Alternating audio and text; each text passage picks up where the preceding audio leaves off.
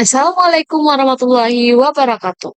Halo teman-teman semuanya, perkenalkan nama saya Munirat Husna, saya dari Prodi Teknik Pertanian Angkatan 23 dengan NPM 23051060007. Jadi tujuan saya membuat video ini untuk menyelesaikan tugas akhir saya pada mata kuliah Statistika dan Analisa Data dengan dosen pengampu mata kuliah yaitu Pak Bambang Soekarno Putra STPMS.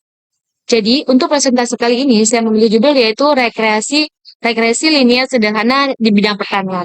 Teman-teman tahu nggak apa sih regresi linear sederhana? Regresi linear sederhana ini adalah metode statistik untuk memodelkan hubungan antara variabel independen diumpamakan dengan X dan variabel independen diumpamakan dengan Y, dan dalam pertanian metode ini membantu memahami dan memprediksi hubungan antara faktor-faktor penting, misalnya suhu dan hasil panen. Apa sih komponen utama dalam regresi linear?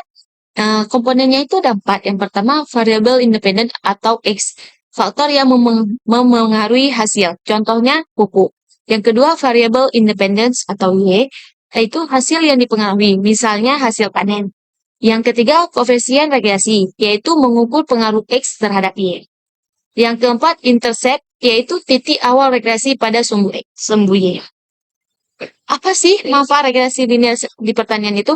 Jadi manfaatnya itu banyak sekali. Jadi saya hanya mengambil 4 saja, yaitu yang pertama meningkatkan efisiensi penggunaan sumber daya.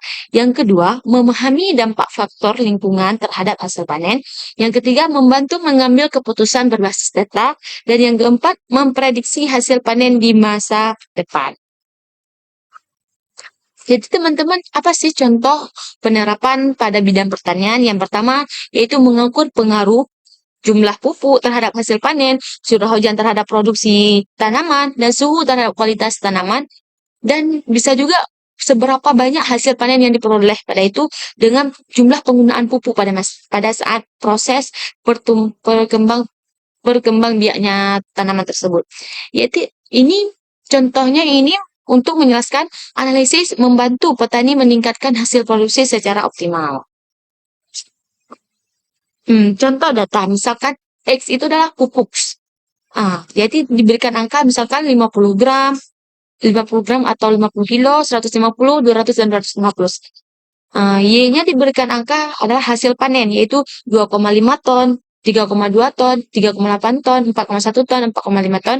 Dan dengan data ini kita dapat membangun model regresi linear sederhana.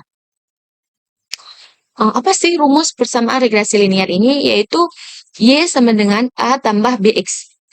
Y adalah variabel dependen atau hasil panen tadi. X adalah variabel independen, yaitu jumlah pupuk yang digunakan saat perkembang tubuh biakan tanaman. Dan A ini adalah intercept. Dan yang B adalah koefisien regresi. Interpretasi hasil. Jadi koefisien regresi atau diumpamakan dengan B adalah setiap kenaikan satu satuan X akan menaikkan Y sebesar B. Dan intercept atau A adalah nilai Y ketika X sama dengan 0. Dan koefisien determinasi atau diumpamakan dengan R kuadrat adalah mengukur seberapa baik model menjelaskan variasi data. Nah, apa sih kelebihan dan keterbatasan pada regresi linear sederhana ini? Jadi kita mulai dulu, apa sih keterbatasannya? Yaitu hanya untuk hubungan linear dan tidak mempertimbangkan faktor lain dan sensitif terhadap outlier. Dan apa sih kelebihan daripada regresi linear ini? Jadi kelebihannya yang pertama yaitu membantu memahami linear, dan yang kedua berguna untuk memprediksi awal, dan yang ketiga sederhana dan mudah diterapkan. Jadi regresi linear ini sangat praktis dan mudah sekali untuk membantu para petani untuk menganalisis data tentang hasil pupuk dan hasil panen. Jadi bagaimana contoh soal pada regresi linear sederhana ini? Yang pertama, pengaruh waktu pengeringan terhadap kadar air beras ini di bidang pasca panen, yaitu seorang peneliti ingin menganalisis pengaruh waktu pengeringan X, dalam jam dan terhadap kadar air Y adalah dalam persen. Setelah panen, data hasil pengawasannya setelah berikut. Jadi setelah terjadinya proses pengeringan, maka inilah data-data yang diambil daripada proses tersebut. Jadi, pertanyaannya adalah tentukan persamaan regresi linear sederhana Y sama dengan A tambah B X Y adalah sama dengan A tambah B X Y tambah sama dengan A tambah BX berdasarkan data di atas tadi. Nah, data ini. Yang kedua, interpretasikan nilai koefisien regresi. Yang ketiga, prediksi kadar air beras jika pengeringan dalam 7 jam. Tadi kan sudah dijelaskan, X itu adalah sebagai dalam jam.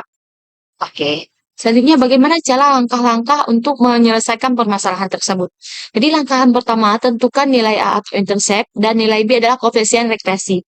Gunakan rumus sebagai buah ukur ini. Jadi, saya sudah mencari rumus, bukan mencari, tapi saya sudah mencari di internet, inilah rumus yang saya dapatkan. Dan langkah yang kedua adalah susun persamaan regresi. Yaitu yang kedua, masukkan nilai A dan B ke dalam persamaan Y sama dengan A tambah BX sama dengan A tambah BX sama dengan A tambah BX. Langkah yang ketiga, lakukan interpretasi B. Nilai B menunjukkan perubahan kadar air atau Y untuk setiap penambahan 1 jam untuk pengeringan. Baiklah teman-teman, saya akan melanjutkan langkah penyelesaian pada soal tadi. Pada soal ini tadi.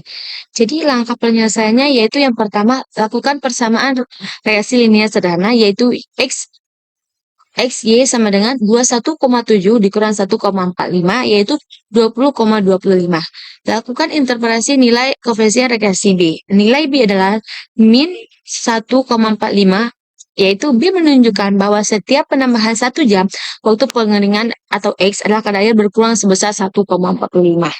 Jadi, lakukan prediksi kadar air beras jika waktu pengeringan adalah 7 jam. Lakukan substitusi E ke dalam persamaan, yaitu masukkan nilai 21,7 tadi dikurang 1,45. Kan tadi nilainya dalam 7 jam pertanyaannya. Jadi, 1,45 ini dikalikan dengan 7 jam. Kemudian 21,7 ini dikalikan dengan hasil dari 1,45 dikurang 7 tadi, yaitu memperoleh hasil yaitu 11,55%. Jadi, banyak. Jadi, prediksi kadar air beras jika waktu pengeringan dalam 7 jam yaitu 11,55%. Jadi kesimpulan, pada terakhir ini adalah kesimpulan. Apa sih kesimpulan dari regresi linear sederhana ini? Jadi regresi linear sederhana ini adalah alat penting dalam analisis data pertanian. Dengan metode ini, petani dapat memahami hubungan antara faktor produksi dan hasil panen, serta mengambil keputusan berbasis data untuk meningkatkan efisiensi dan produktivitas. Jadi dengan berakhirnya slide ini, berakhir juga pertemuan saya. Terima kasih yang telah menonton. Saya ucapkan Assalamualaikum warahmatullahi wabarakatuh.